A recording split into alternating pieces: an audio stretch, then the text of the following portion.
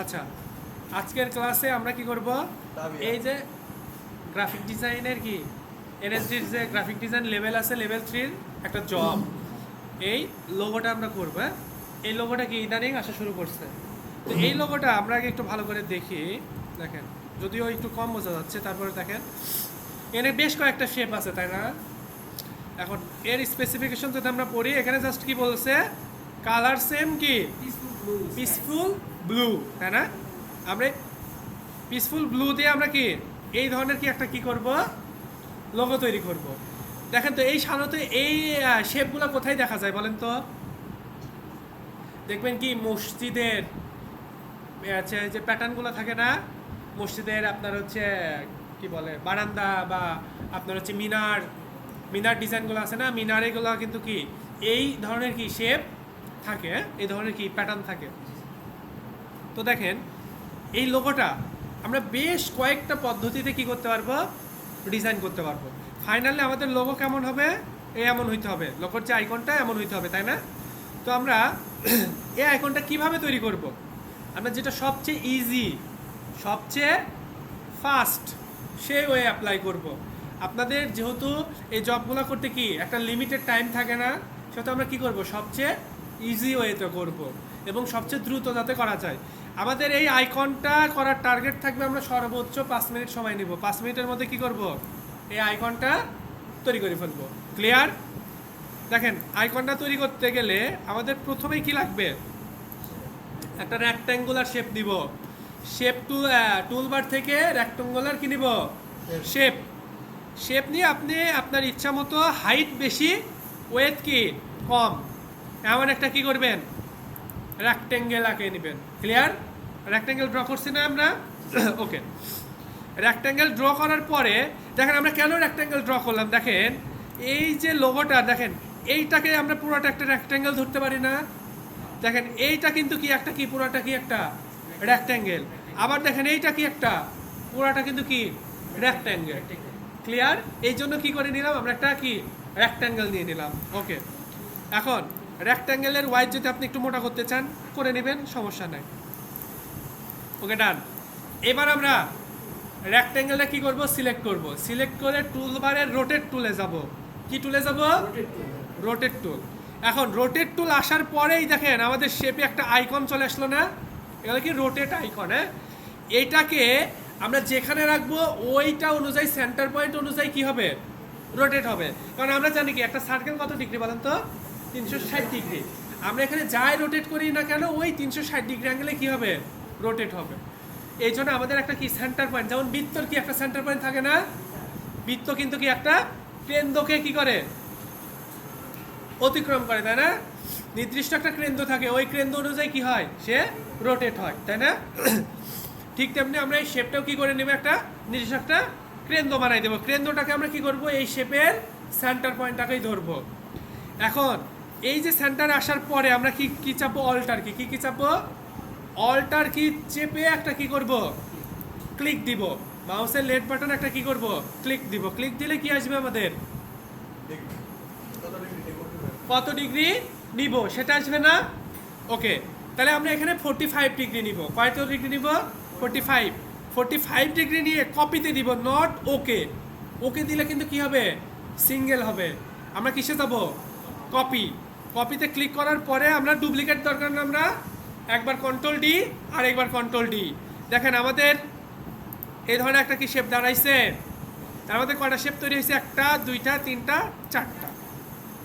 চারটা শেপ তৈরি হয়েছে। দেখেন এটা আমরা আবার করতেছি, আমরা শেপ নিলাম না, শেপ নিয়ে কি করব, রোটেট টুল থেকে কি করলাম, এই শেপের সেন্টার পয়েন্টে যখন কার্সার নিয়ে এসে কি করব, অল্টার কি চেপে ধরে একটা মাউসের লেফট বাটনে ক্লিক দিব।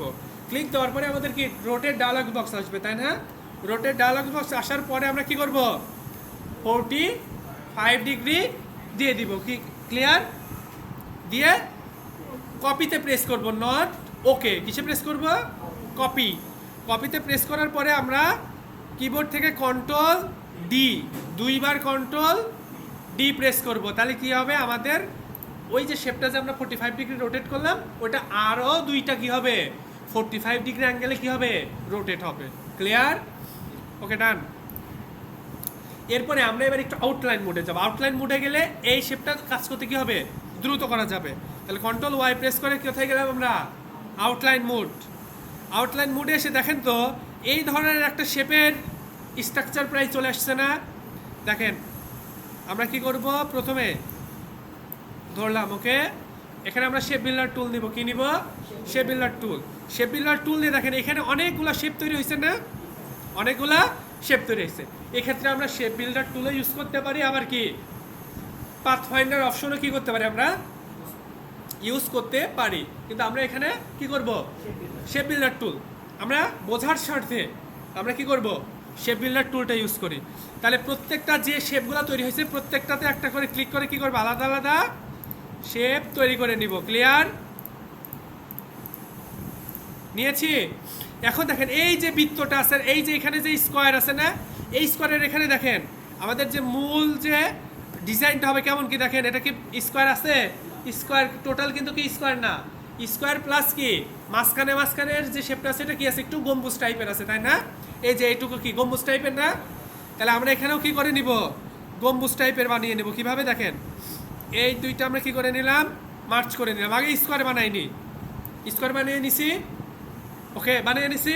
এবার দেখেন এই মিডিলে একটা করে শেপ আছে না, এই শেপটাও আবার কি করে দিব, অ্যাড করে নিলাম, করে নিছি।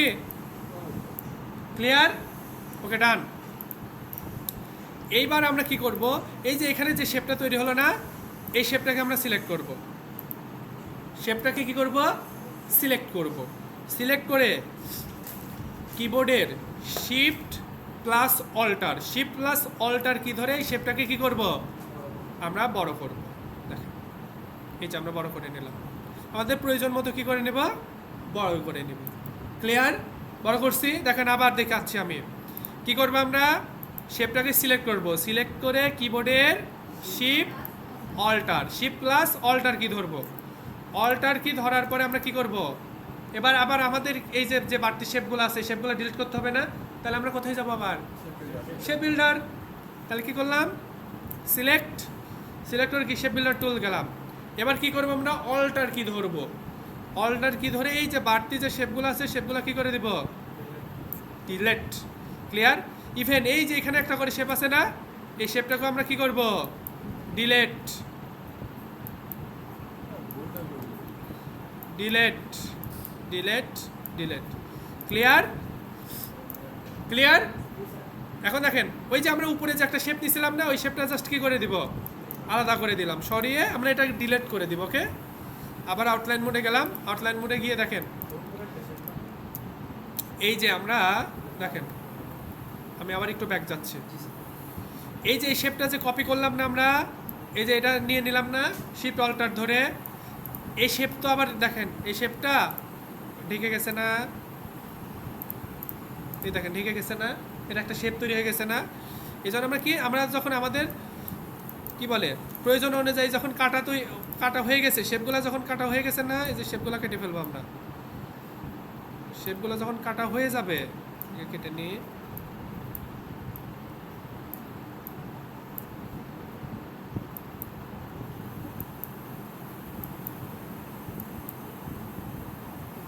কাটা হয়েছে না, তারপরে দেখেন আউটলাইন মোডে আসেন। তারপর কি হয়েছে, লাল একটা শেপ আছে না, দেন এটা কিন্তু টোটালি একটা শেপ।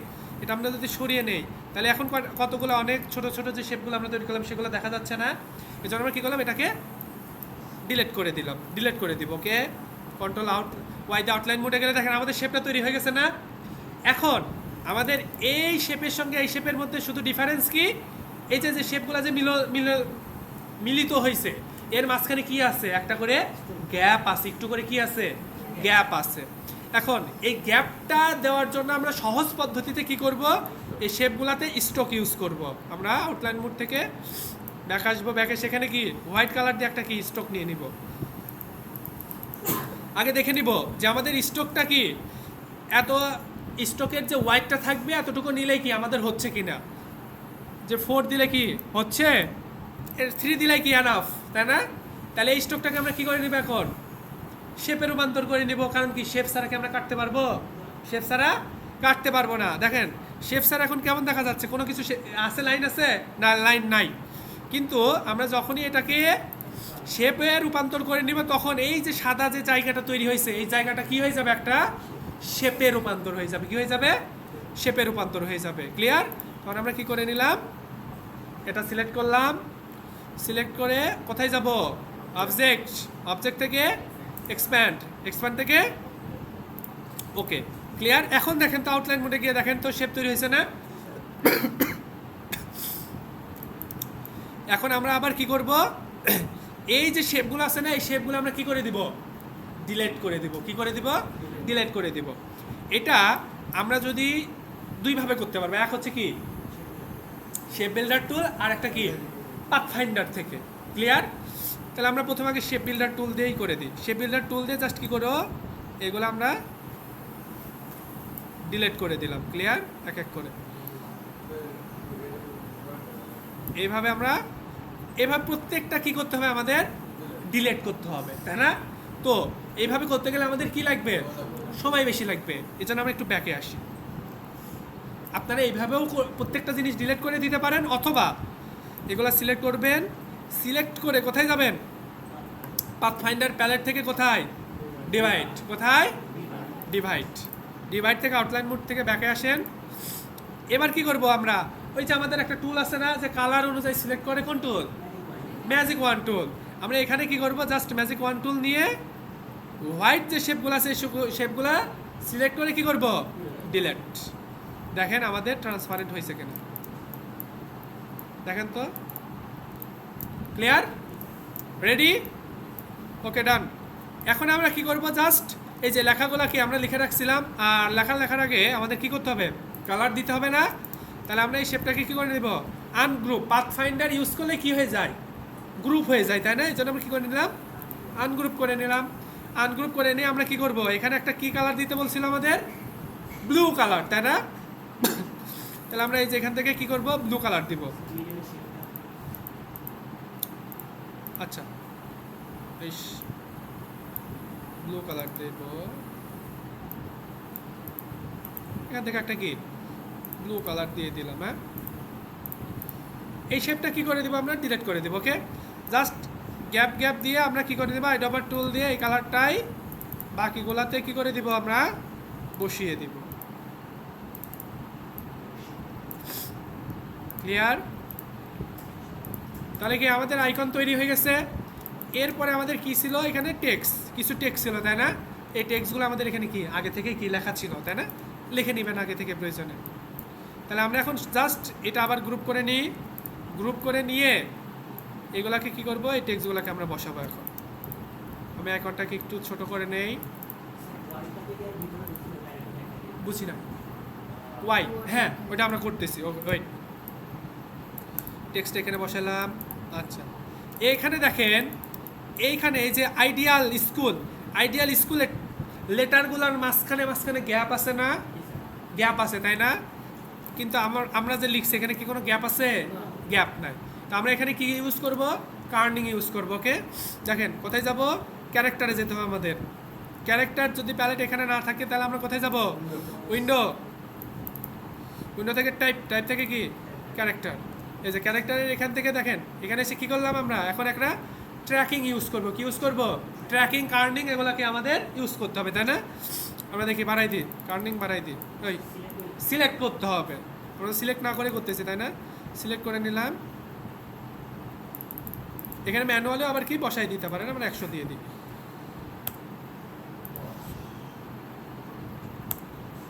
100, আরও যদি দিতে চান 120 দিই। ক্লিয়ার? দেখেন আমাদের এই আইকন অনুযায়ী মেবি স্কুলের ওর উপরে আছে, তাই না? স্কুলের ও। আমরা ফন্টটাকে একটু বড় করে নিই। এটা আমরা কত দিয়েছি? 48। এটাকে 48 দেই। এটাকে আমরা এনাফ। ওকে,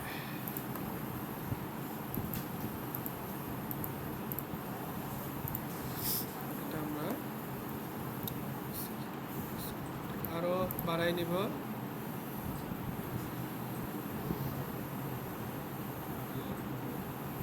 ক্লিয়ার? আচ্ছা, এরপর এটা নিলাম। এখানে আমাদের আবার কি নিতে হবে? একটা শেপ নিতে হবে, তাই না? আমরা একটা শেপ নেই। আচ্ছা, এখন কি হয়েছে? আমাদের শেপটা উপরে চলে গেছে আর টেক্সট কি নিচে চলে গেছে। এক্ষেত্রে আমরা কি করব? Bring to send to back. Bring to back না, ব্রিং টু ফরওয়ার্ড হয়, ফন্ট হয়। ব্যাকে দিতে গেলে কি করব? Send to back. আর যদি টেক্সটটাকে নিতে যাই সেক্ষেত্রে আমরা তখন কি ব্রিং ইউজ করব। ক্লিয়ার? তাহলে কি করলাম? আমরা শেপটাকে ধরে অ্যারেঞ্জ, কোথায়? অ্যারেঞ্জ থেকে সেন্ড টু ব্যাক, ব্যাকে দিয়ে দিলাম। দিয়ে আমরা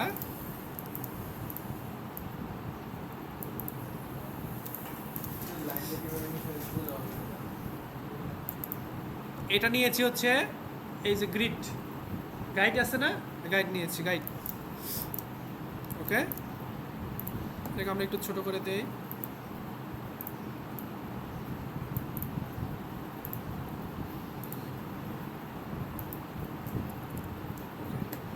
আচ্ছা, আমরা এগুলোকে কি করে নেব? অ্যালাইনমেন্টটা সেন্টার করে নিয়ে এই শেপ অনুযায়ী অ্যালাইনমেন্টটাকে কি করে নিব? সেন্টার করে নেব। ওকে, কোথায় যাবে? অ্যালাইনমেন্ট। অ্যালাইনমেন্ট কই? এই যে অ্যালাইনমেন্ট, সেন্টার অ্যালাইন করে নিছি। আচ্ছা, হ্যাঁ হ্যাঁ, এই দেখেন আমরা ধরেন এই শেপ অনুযায়ী কি করব? সেন্টার করব। তাহলে সবগুলোকে সিলেক্ট করব।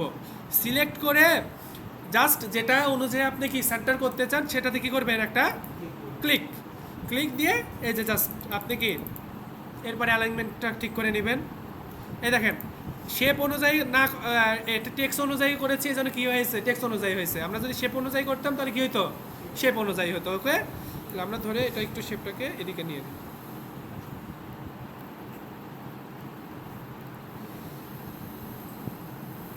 ক্লিয়ার? আচ্ছা, এখন আমাদের এই স্যাম্পল অনুযায়ী আবার কি আছে? এই যে ওয়াই, ওয়াইয়ের নিচের যে মাথাটা আছে এটা কি হয়ে গেছে? একটু শেপের সঙ্গে কি হয়ে গেছে? কেটে গেছে না? ওই যে আইফোনের লোগোর মতো অ্যাপেল যেমন কাটা কামড় দেওয়া, ঠিক তেমনি এই শেপটাও কি হয়ে গেছে? কেটে গেছে, তাই না? তাহলে এটা আমরা কিভাবে কাটবো বলেন তো? এটা আমরা যে কোনো একটা টুল ইউজ করব, তাই না? এই যে জাস্ট এভাবে আমরা নিয়ে নিলাম, নিয়ে আমরা আউটলাইন মোডে যাব। আউটলাইন মোডে গিয়ে এই যে পেন টুল দিয়ে আমরা এখানে কি করবো? একটা জাস্ট রাউন্ড দিয়ে দেবো। ক্লিয়ার?